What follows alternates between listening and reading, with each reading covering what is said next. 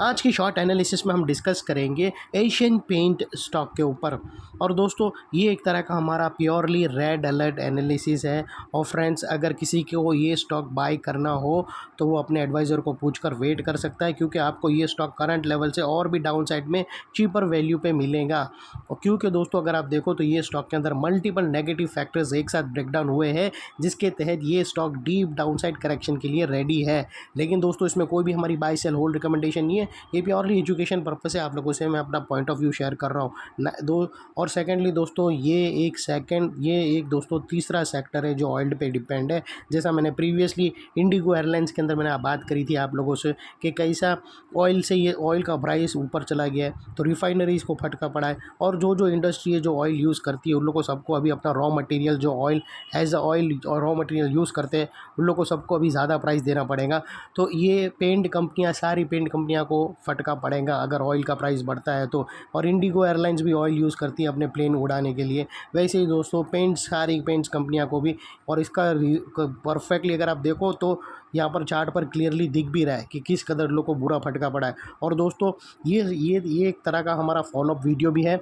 आज से महज 2 महीने पहले हमने हमारी चैनल पर ये स्टॉक के ऊपर एक डिटेल एनालिसिस भी डाली थी। ये स्टॉक को बॉटम से एक ज़बरदस्त चार्ट पैटर्न के थ्रू प्रेडिक्ट किया था दोस्तों। इसकी बॉटम पे ट्रायंगुलर चार्ट पैटर्न प्रेडिक्ट करी थी और साथों साथ मल्टीपल पॉजिटिव फैक्टर्स की एनालिसिस करके अपसाइड में इसका टारगेट फोरकास्ट किया था 14 से 17%। और वो टारगेट हिट भी हुआ है हमारा। और दोस्तों वो टारगेट हिट होने के बाद ये स्टॉक ने कंसोलिडेशन किया टारगेट के पास और फिर ये नीचे डाउनसाइड करेक्शन के लिए अभी रेडी हो चुका है। तो दोस्तों वो लिहाज से जिस किसी के पास भी पोजीशन है तो दोस्तों अभी यहाँ पर निकल सकता है।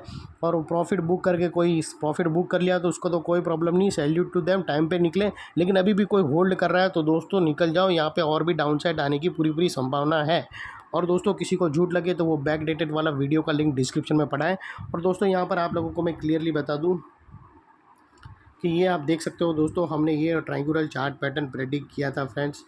और ये ट्रायंगुलर चार्ट पैटर्न प्रेडिक्ट करने के बाद दोस्तों ये थी उसकी नेकलाइन, ये था स्टॉप लॉस और ये था टारगेट जो यहाँ से सीधा हमारा अचीव हुआ।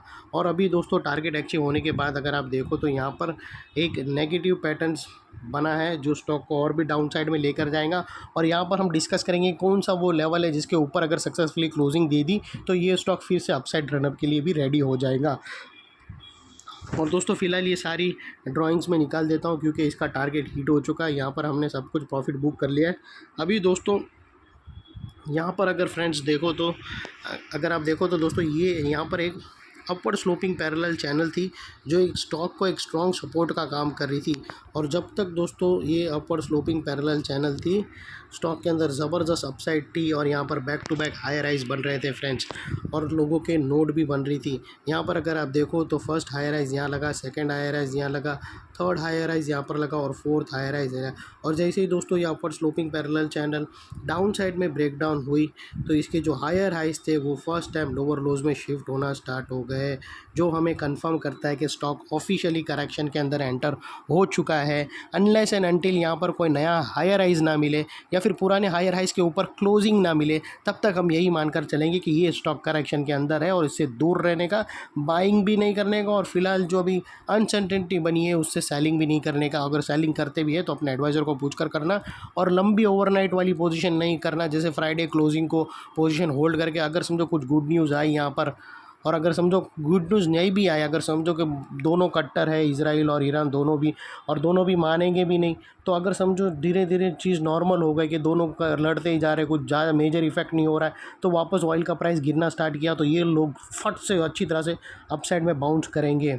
तो ये जो इम्पैक्ट रहेगा वो एक शॉर्ट टर्म इम्पैक्ट रहेगा। और ऐसी बहुत सारी जंगें गई है इंडिया की हिस्ट्री में, आकर गई है, ये कोई पहली ऐसी जंग नहीं है। तो दोस्तों फिर ऐसा होगा तो फिर शॉर्ट सेलिंग पे अगर आप रहोगे तो जो बाउंस आएगा वो ज़बरदस्त आएगा तो वापस फंस होंगे।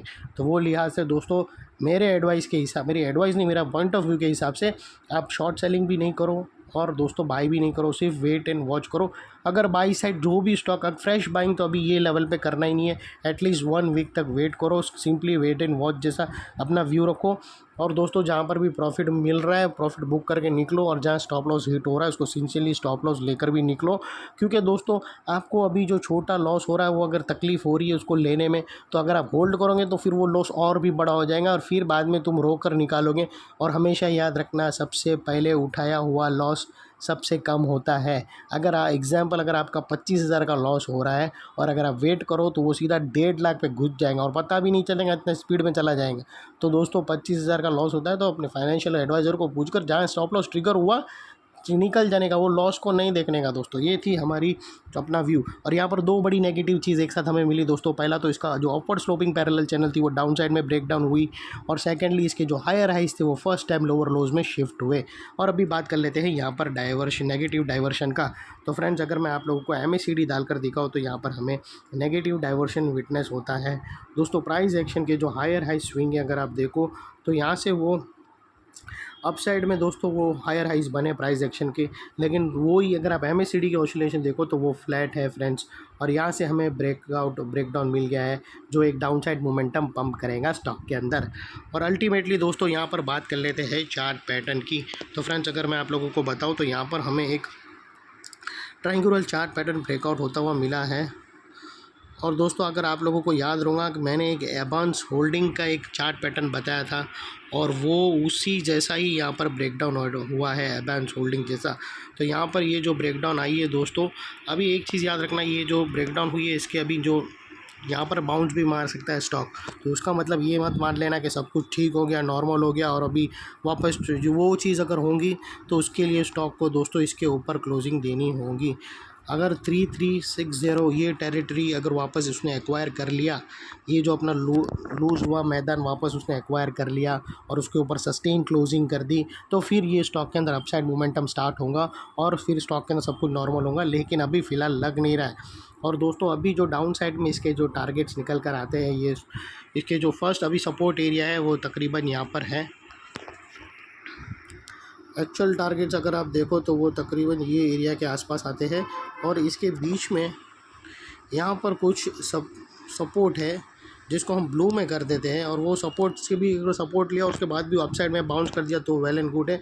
और दोस्तों ये अगर एरिया टूटा 2848 का ये वाला एरिया टूटा तो फिर दोस्तों बहुत बड़ी डाउन साइड आएंगी इसके अंदर भी।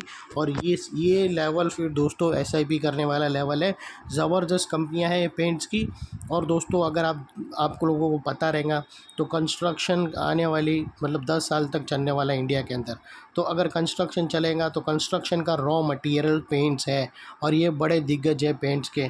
तो अगर लॉन्ग टर्म के लिए देखो तो ज़बरदस्त है, SIP करने के लायक है।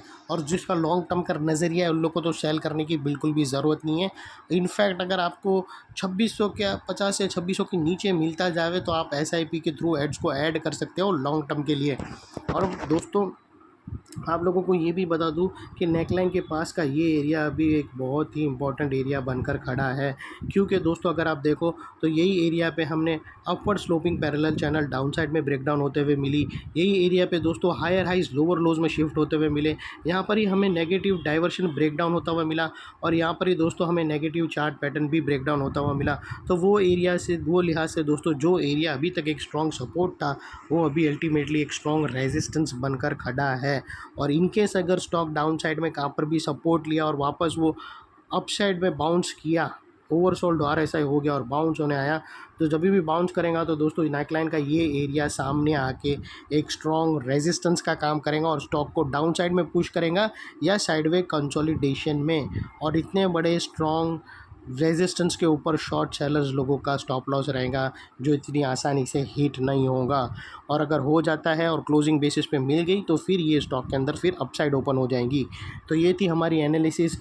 अगर कोई एनालिसिस को फर्स्ट टाइम देख रहा है तो दोस्तों हमारी चैनल को सब्सक्राइब कर सकता है, क्योंकि हम ऐसे ही वीडियो लाते रहते हैं जहाँ पर प्रॉफिट बुक करना है उसका भी इन्फॉर्म वेल इन एडवांस करते हैं। और अगर किसी के उस स्टॉक के अंदर वो अपसाइड रैली बाकी है तो वहाँ पर होल्ड करने की भी हम अपना व्यू देते हैं। और इतनी डीप स्टॉक स्पेसिफिक एनालिसिस हमारी चैनल के सिवा आप लोगों को कहाँ पर भी नहीं मिलेंगी। तो प्लीज़ चैनल को पहले ही सब्सक्राइब कर लेना, लाइक और शेयर करना भी मत भूलना फ्रेंड्स। थैंक यू, जय हिंद।